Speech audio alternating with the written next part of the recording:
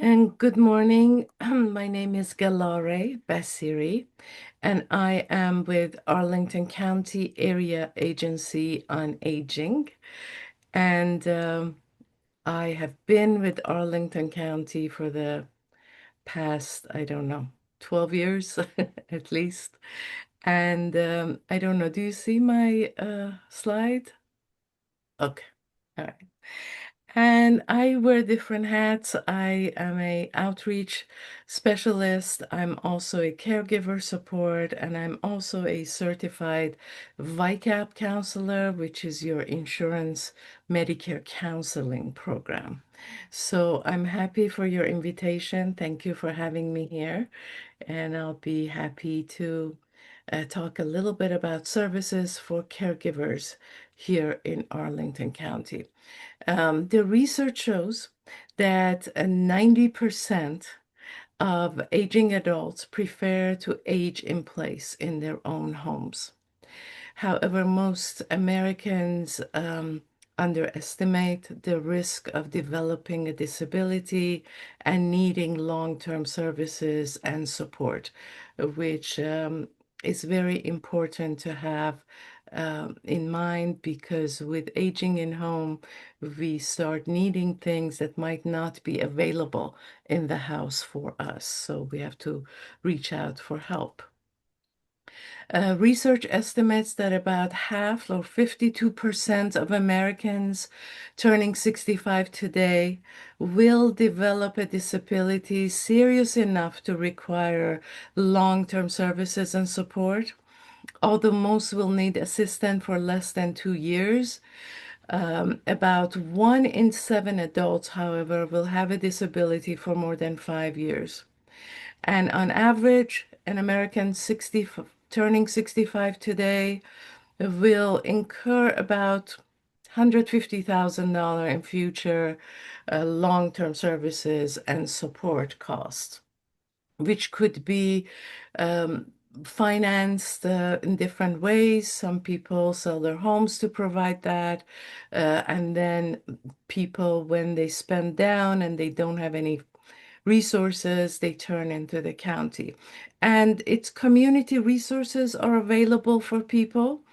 We have an information and referral service that I'm going to talk more about. And then we have community-based support that helps you with like very light management of your shopping, your transportation, of your daily needs. And then if you need more help, there are in-home support, there's home health, there's home delivered meals, there's assistance with medication, support with activity of daily living. And then some people need skilled care nursing, which is your physical therapy and occupational therapy that comes to your home and provides that support for you. And if you need more than two of your daily living you need assistance with, then you're moved into an assisted living that provides more help and more care. And then if your need is way more than that, then we become eligible for a 24-hour care, which is the nursing care, a level of care.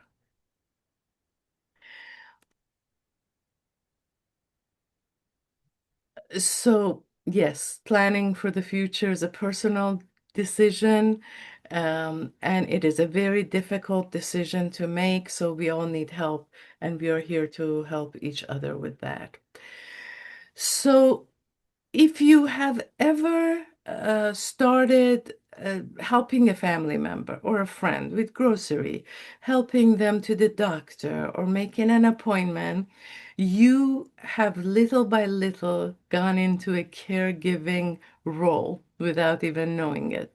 The care provider varies from family to family, but caregivers also advocate for their loved ones who can't advocate for themselves. They provide emotional support most of the time for their loved ones. They organize doctor's appointments. So I'm sure if there are caregivers in this group, you all are aware of what is involved and how taxing it could be for some caregivers. They have to give up work to start giving care to their loved ones. So there are certainly challenges with caregiving. And it's not an exaggeration at all to say that without the informal caregivers, our health and social system will crash.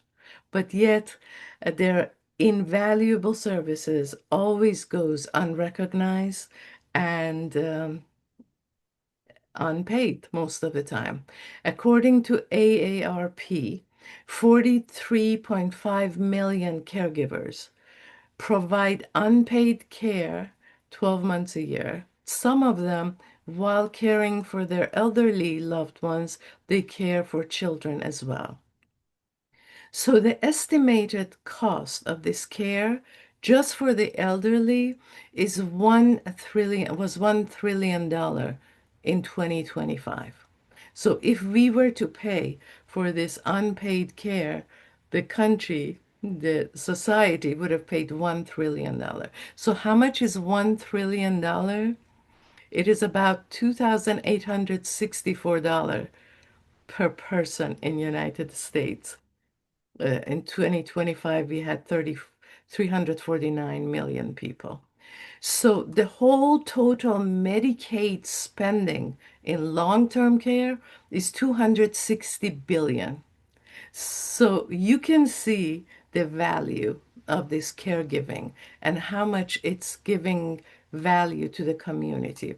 However, we are facing very many challenges to serve our caregivers. We must identify their energy and the work they do. And we want to create resources that are available, accessible, and acceptable to our caregivers because we don't want to use shortcuts when we are helping our loved ones, right? Studies shows that when there is a caregiver involved in a life of an elderly person, the value of it is much more that the eye can see. It reduces the ER visits, frequent ER visits. It reduces length of hospital stay because they advocate for their patients.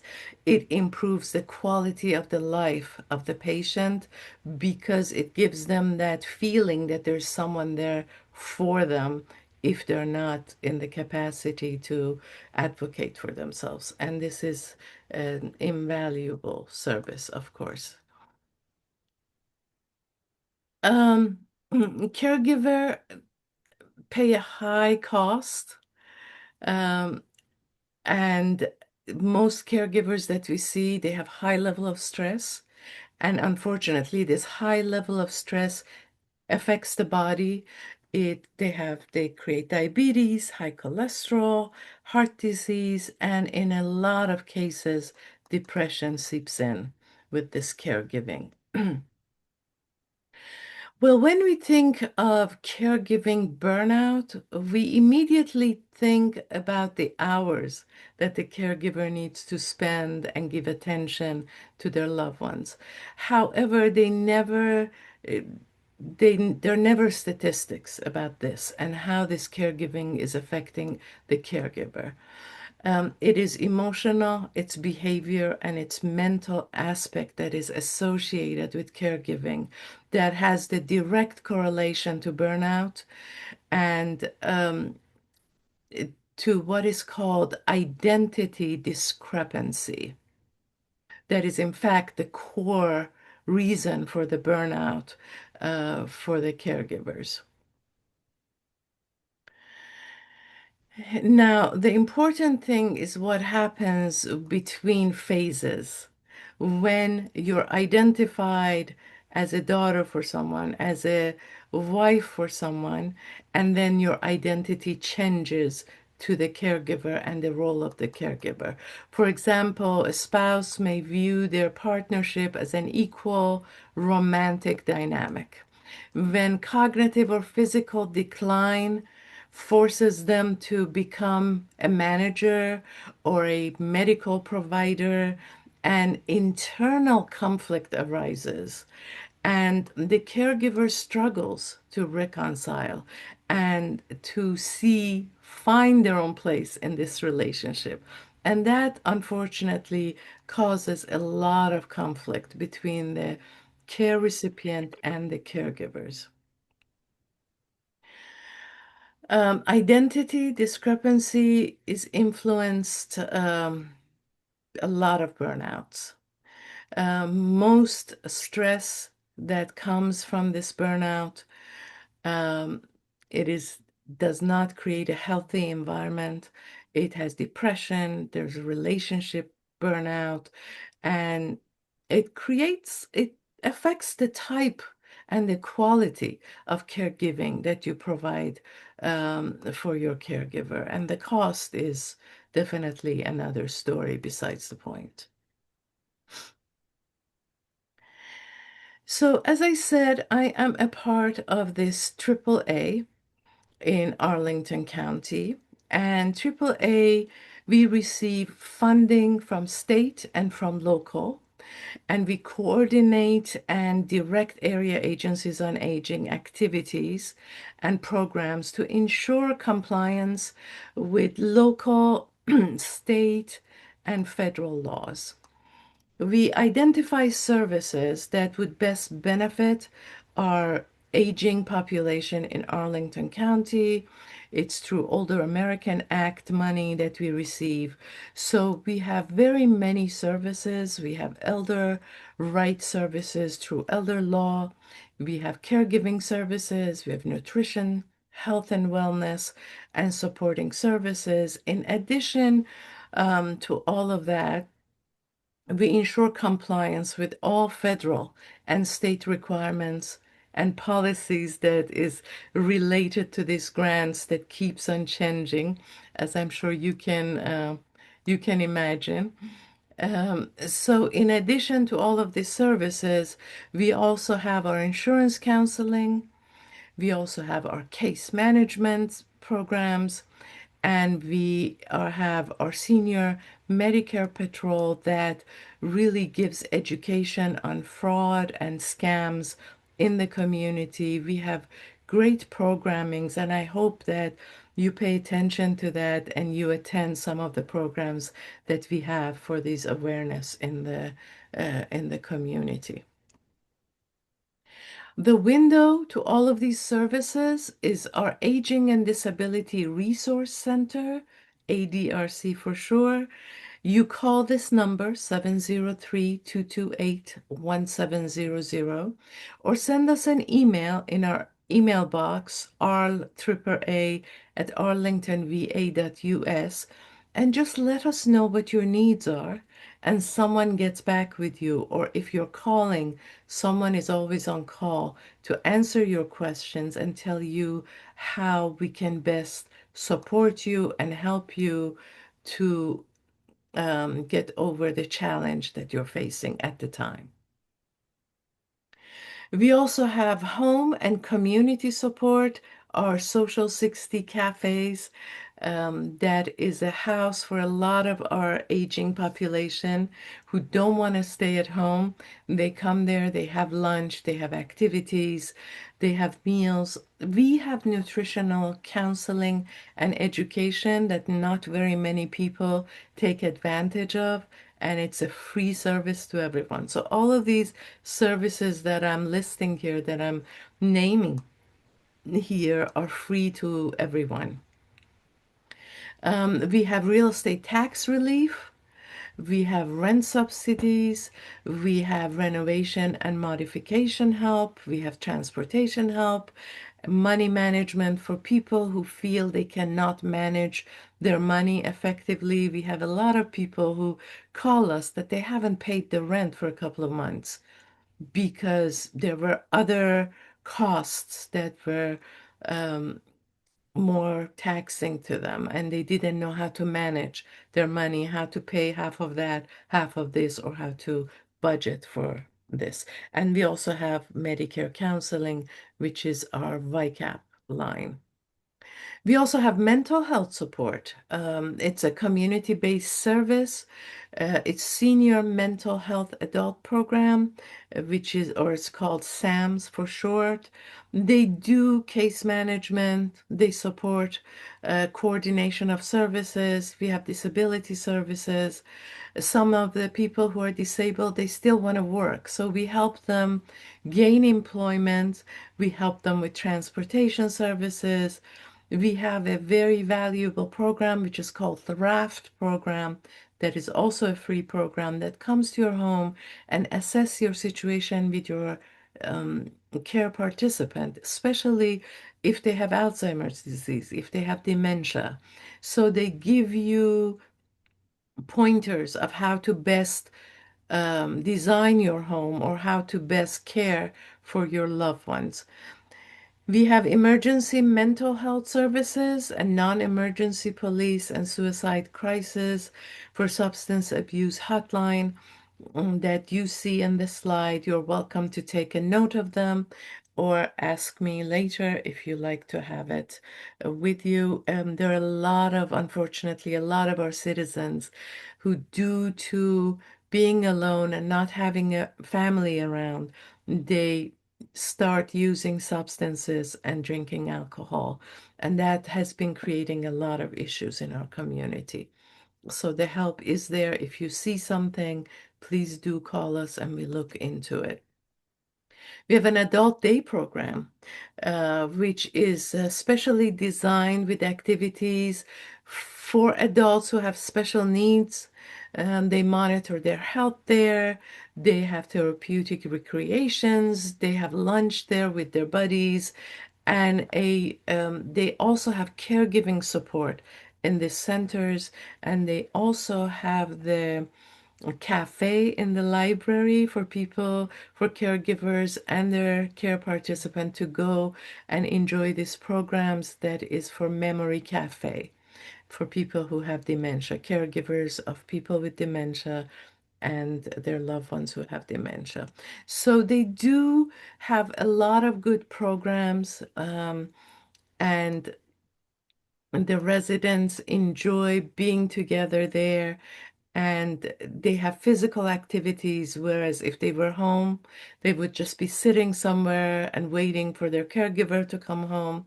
So it's a relief for the caregiver and a activity and resource for the person who has some sort of disability.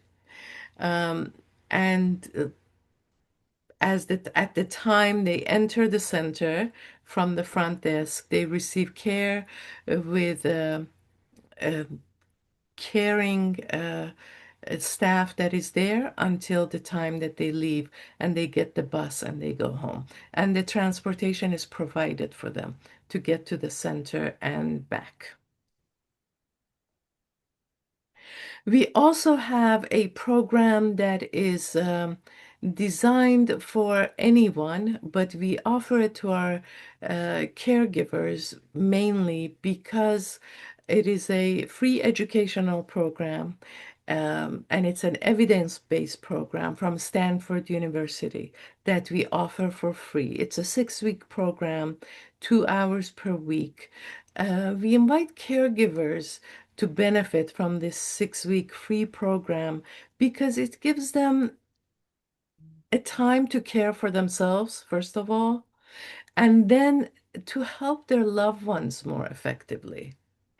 Because if you don't know how to care for yourself, the level of burnout goes up. And then the level of care that you provide is going to suffer. So it is important to spend that time for yourself and to provide this educational program that is for free, to participate in it. I'm sorry. We have our adult services and our adult protective services. Our adult services is a case management services. Um, it empowers the individuals to stay at their home, and if they have any needs, there are social workers that would be assigned to them to help them to get from point A to point B in their life. This service is voluntary. It's individual plan for each individual, and each individual must agree to this service. So there are caregivers who call us and they say, I want this for my mother, I want this for my father. But if they don't agree with it, we cannot provide it for them, unfortunately. But the program that is Adult Protective Services, it identifies and investigates reports of abuse, neglect, and exploitation, and our professional staff take time to go and to investigate and to see what is really happening. Because sometimes you might feel someone is exploiting an elderly, but it's something you feel there's no truth to it. So we need to investigate it when this report comes in. And if we feel that there is legal action that needs to be taken, we definitely recommend that and we advocate for that. And with elder abuse, unfortunately, not always there are signs that you can see on the body, right? We are used to, when we say abuse, we're always thinking about someone hitting someone or someone falling, but it's a lot of it is the neglect, their sexual abuse, their neglect in a way that sometimes they're caregivers who are getting paid to be there with their care recipients, but they really physically there, but not mentally there. So that's called neglect. Sometimes it's self-neglect. Sometimes people report to us that someone is not having enough food, they don't have a clean house, they don't have clean water, they don't have AC. So these are self-neglects that we look into and we try to help. Financial exploitation, unfortunately, is very common. Um, and there are resources that we can help with. As I said, the educational programs that YCAP provides for this, for seeing the signs for this exploitation are very valuable programs that you can participate in. We have home-based services. We have a community living program. Now, this is for people who have homebound status and they're restricted and confined to their home. Leaving their home requires a lot of issues. Either they have a walker or they have a wheelchair or they need help from another person. So leaving home for medical treatment or attending a day program is very taxing for them. So we provide this help for them at their home. It is not a big help, but it's help. Nevertheless, it's 2 or 3 days a week doing laundry, doing shopping for someone, doing real basic cleaning, helping them with their shower is some of the things they do. Of course, um, this is financial based. In other words, your resources should not exist for exceed $43,000. And if it does, then we send you to providers who provide the service privately. So limitations people have, this is very beneficial to them. And then there is a Medicaid waiver program. Some people do not have Medicaid, but their needs is so high that they qualify for this. So there is a Commonwealth Coordinated Care, which is CCC Plus Care. It is a long-term home support that we provide for people. And then we have social workers, we have caseworkers that come to the home and assess the situation. And then they give you a recommendation of what is best to do for your loved ones. We also have nursing case management, which is a nurse that comes to your home if you need it, if you can't make it to your doctor, if you're managing your medication is a problem for you. So they come, they help you be on top of your medication, they handle it for you, and they help you maintain it.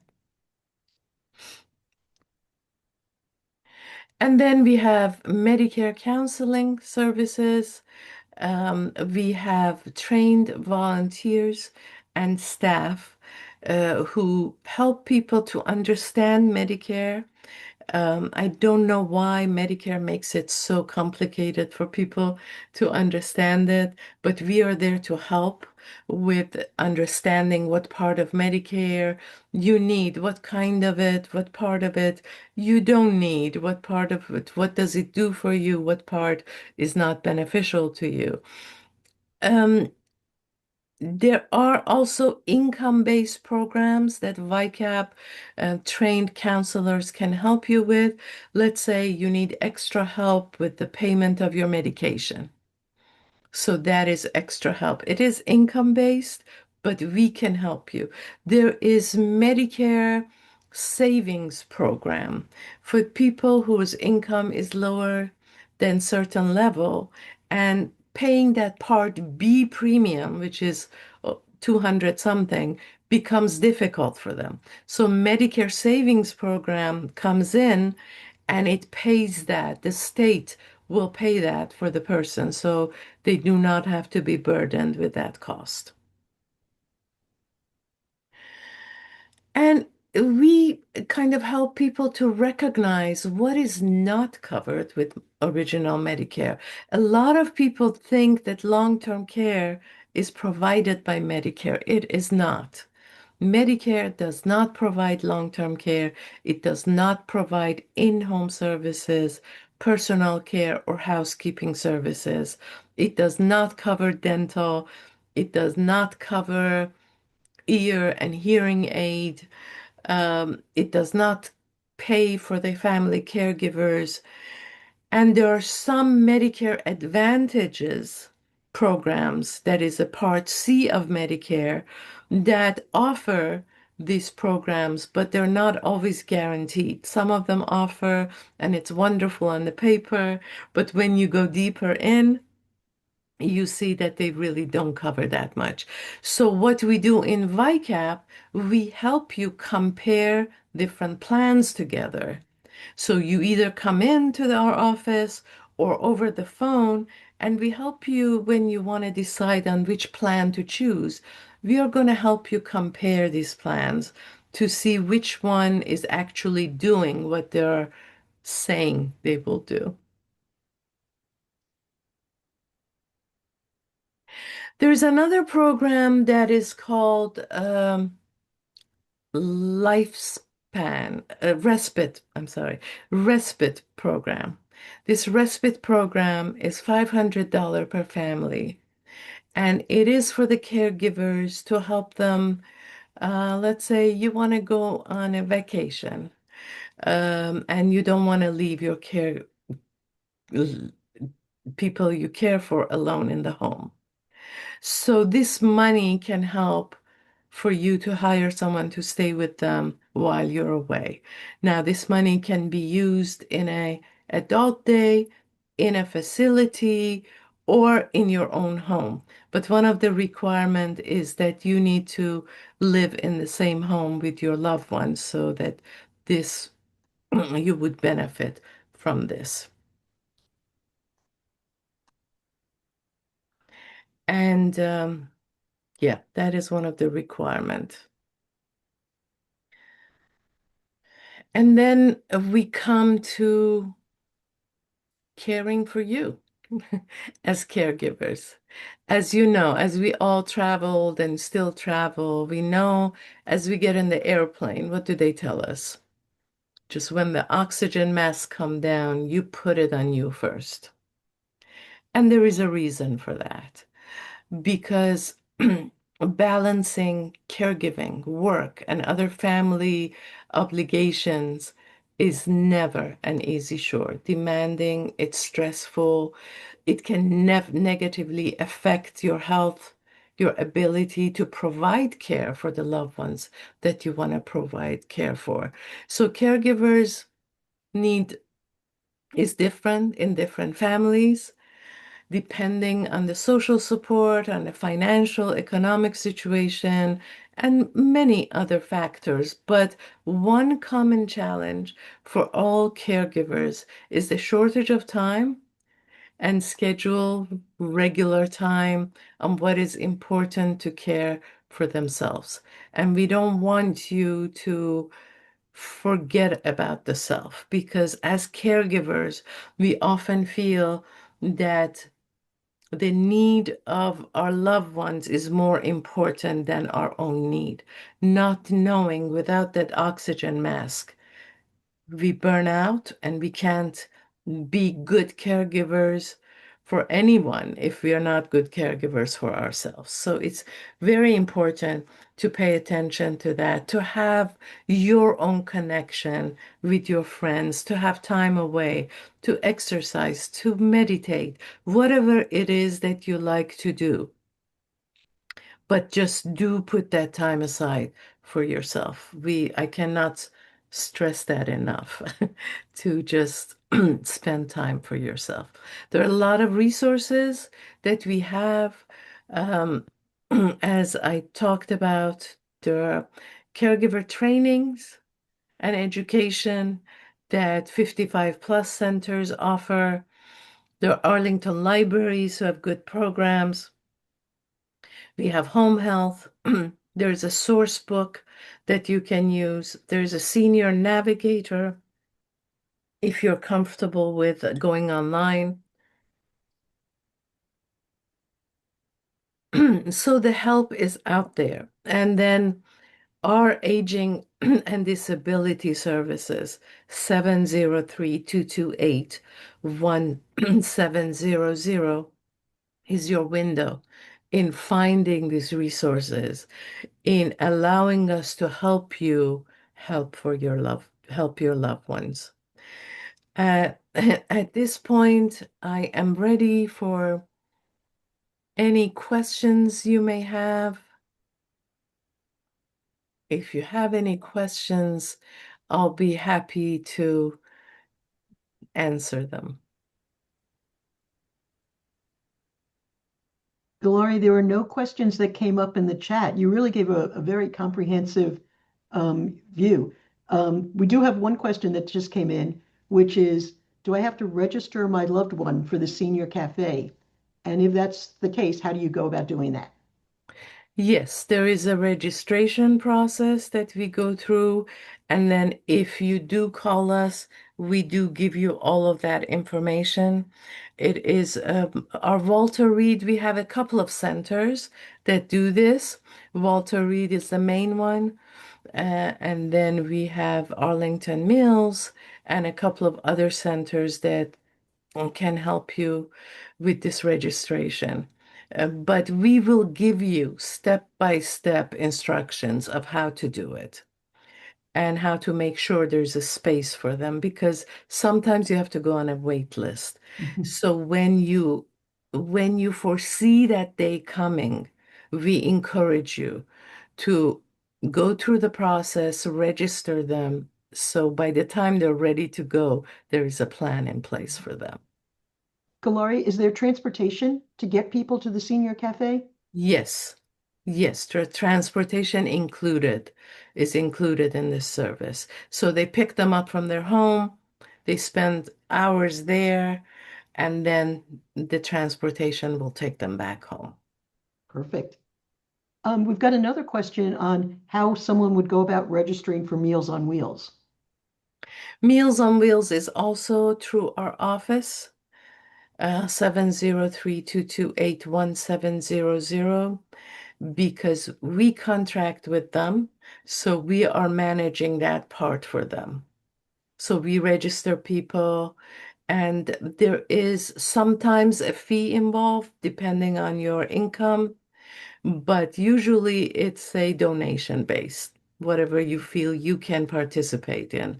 And the food is really good. It's a catering company that we work with.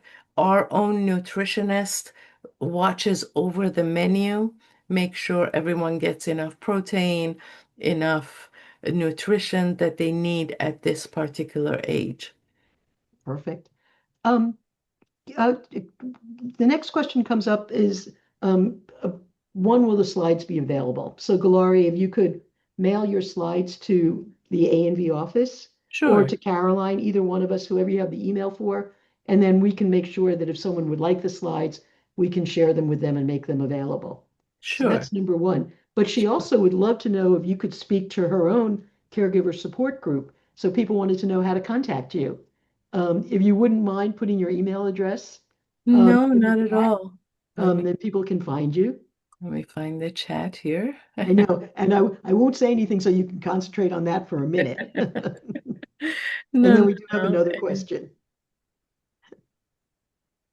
I'm at Arlington, VA, my name in Arlington, VA dot US. And then my direct number is 703-228-1741. Perfect, thank you.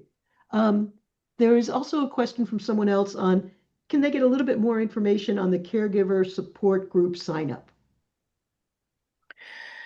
Yes, we have been having difficulties with our caregiver support group because it's been difficult for caregivers to come out to these programs. So now we provide them online. We have them virtual. Either that chronic disease self-management or there is another program we have for caregivers is through Rosalind Carter Institute. It's Caring for You, Caring for Me. We need to have enough people interested to start these groups because it takes a lot of effort to start this group. Sometimes we do start them if we have two or three people, but we need to have people who are can put aside that time. And then, as I said, there is a memory cafe at the library that Walter Reed provides, but that's for loved ones and caregivers who have Alzheimer's. That's once a week. Mhm. But if you're interested, please do send me an email. I'll be happy to start a group as soon as you want it. It's need-based, so we're happy to help. And I understand your comment, Galari, that if you start out with 2 to 3 people and then someone doesn't come, or 2 people, you can all of a sudden 2 to 3 can become zero. So it is good to try to have, I guess, 6 to 8 to 10, so that if people individually drop out Yeah. because they have conflicts any particular week, you still have enough people to have the group go on. Yes, because the benefit of these support groups is hearing each other's experiences. Mhm. You're not here for me to lecture. You Mhm. just want to know what is there, what do other people challenges are. Right. Gail is also noting that there's a caregiver support group that meets the third Thursday of each month at the Unitarian Universalist Church on George Mason, just as an FYI. Oh, okay. That's wonderful to hear. I know that Virginia Hospital Center tried doing this too. I don't know how successful they were, but I know there are support groups there for people who had, let's say, stroke, people who Mhm. had heart issues. So there are different support groups in the area. Alzheimer's Association has their own support group, which is very good as well. So I encourage you if you have a loved ones with Alzheimer's. Well, and that leads into the next question, which was whether the county offers a grief support group. And written in the chat later on is that there is a grief support group also at Unitarian. But does the county offer a grief support group? No, we don't. Mhm. We don't. We don't have that much funding based on the needs of every individual, unfortunately, and our budget is shrinking every day. Right. So we would love to have all. all of these groups, but we But don't again, have capacity. luckily Gail is mentioning that there is one at the Unitarian Church. For, Yes, so yes. And if we know about it, and I will make a note of the ones that I just heard here today, when a caregiver calls us, we can give this to them as a resource. perfect. Yeah. Love making connections. Yes, yes. Um, any other questions from our audience? This has really been a very comprehensive look at what the county is able to provide to all of us. Yeah, so the main idea is for the caregivers to know that they're not alone and there's support there for them. I know I work with caregivers. There is a caregiver that she's completely isolated and she doesn't know what to do. She's 24/7 giving care um, to her mother. And then I constantly tell them about Arlington neighborhood villages and Mhm. other resources that is available to them because it is really a lonely journey if you don't reach out, if you don't create a support for yourself. Absolutely true. And thank you for sharing information about A and V with the people that you're hearing from and that you're counseling. Yes, because you provide a great service, a valuable service. I have clients in the community who are low vision that they just count on your services for Mhm. their daily Getting around, right? everything. Yes, I yes, know, when we started out, I think, just the idea of reading mail with someone or helping them with their bills, we didn't know what we were going to get, what kind of request we were going to get, but they do run the gamut, as you're saying. yes, yes, they do. And it's a invaluable service. Thank you for providing that, for thinking of it in our area. Well, it's thank our volunteers. Yes, Everything we get done because of them. yes, yes. So I think that that's probably it, Galari. I don't see any other new questions popping up in the chat. Um, I just had a on question behalf of because all of us, we just want to say thank you so much for making your time available this morning. I know that lots of good information was shared, and everyone on the call is appreciating everything that they've learned. thank you. I have a question that came up. Thank you. Someone wrote here for your friendly visitor. Mhm. Um, and and someone asked me about this friendly visitor program that you have, and how are you, um, what is the, do you do background check or how Yeah, does this so work? So the number one is if someone wants to be a part of A and V, they do apply to be a member. And, we get information from them, obviously information about where they're living, phone number, et cetera, emergency contacts. And then we also try to understand what is it that they need, because we want to make sure when we're talking to someone that their needs and what we're able to do for them match. So we have a pretty in-depth membership process. So Mhm. if someone's interested in becoming a member, much like you've just said, call 703-509-8057, or go to our website, ANV for Arlington Neighborhood Village, anvarlington.org, and they'll see a membership interest form that they can fill out. But once someone becomes a member, they then request services. And the kinds of services they can request are, as we've noted, a friendly visitor, or a walking buddy, or transportation. If someone's looking for a friendly visitor, we try to get a little bit of information about what that member's interests are. What was their career? Where did they spend their time? What would be a good connection?